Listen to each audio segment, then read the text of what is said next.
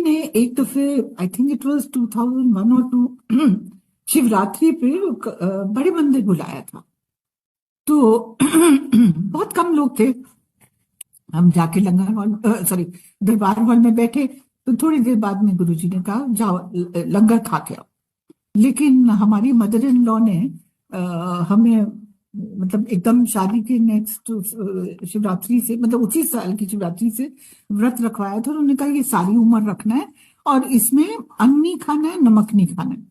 तो ये उन्होंने कहा था, तो हम वैसे ही करते थे हर दफे। तो जब गुरुजी ने कहा कि लंगर खा के आ, तो मैंने वहां पे देखा बहुत बढ़िया लंगर था। मुझे याद नहीं, बट पूरी सब्जी बहुत बहुत ही बढ़िया सब कुछ था। तो अब मुझे लगा ये तो सब नमक वाला है और अन्न है।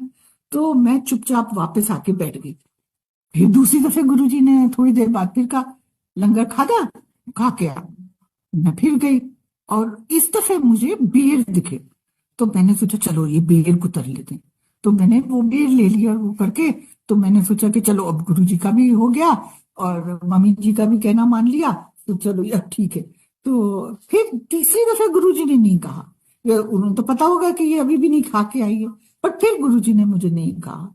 मगर मुझे आज तक ये अफसोस है कि मैंने गुरु जी की कहना नहीं माना। मुझे इतने साल लग गए ये समझने में कि प्रसाद तो प्रसाद है, उसमें ये नमक और अन्न और मीठा और फीका और प्याज और लहसुन ये नहीं देखना चाहिए।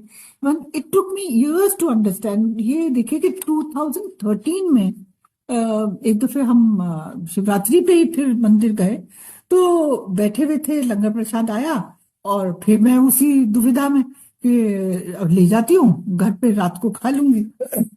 तो मेरी एक पुरानी कॉलेज फ्रेंड मेरे पास बैठी हुई थी। तो उसने कहा क्या कर रही हो, शिवलोक में बैठी हो और ये सोच रही हो कि खाऊं कि नहीं खाऊं। तो फिर कहा, मैंने कहा जैसे गुरुजी ने उसके थ्रू करवाया, जब तब जाके मुझे समझ में आई कि prasad is not to be question. मीठा, नमकीन, प्याज, ये और ये फलाना ढिमका कुछ नहीं। और फिर तब से मैंने कभी नहीं सोचा, मंदिर में प्रसाद प्रसाद समझ के खाया है, उसमें कोई वो नहीं। But it it really took me here.